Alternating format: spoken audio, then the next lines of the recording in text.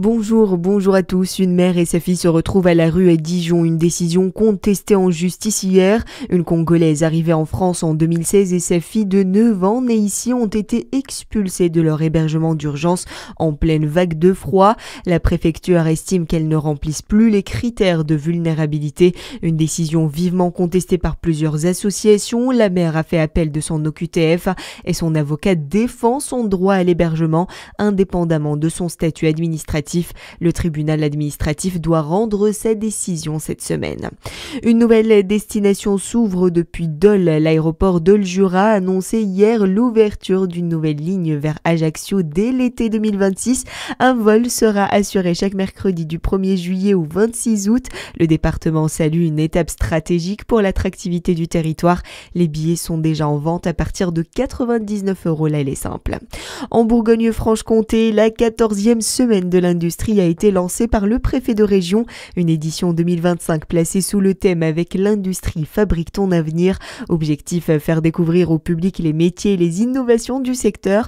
Pour les détails du programme régional, on retrouve Nicolas Gomez. La région Bourgogne-Franche-Comté affiche cette année plus de 400 événements labellisés, une progression par rapport à 2023, mais encore en dessous du niveau de 2024. Au programme, visites d'entreprise, conférences, interventions en classe ou encore ateliers ou job dating.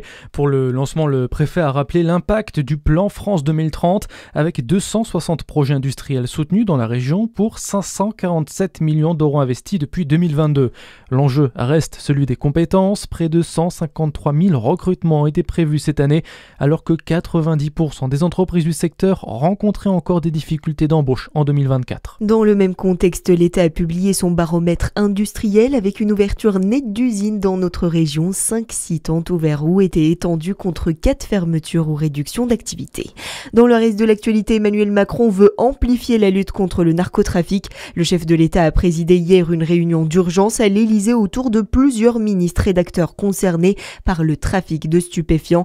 Et il a notamment plaidé pour adopter la même approche que pour le terrorisme après l'assassinat à Marseille de Mehdi Kessassi. Du côté de l'enquête, le parquet de Paris et la juridiction nationale de lutte contre la criminalité se sont saisis du dossier. Il s'agirait d'un assassinat d'avertissement. Le frère de la victime, Amine Kessassi, engagé dans la lutte contre le narcotrafic, serait ainsi visé.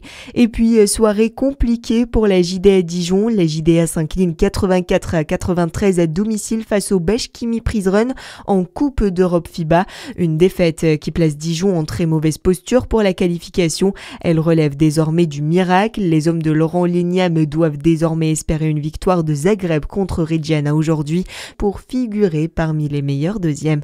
À suivre votre météo sur Fréquence Plus.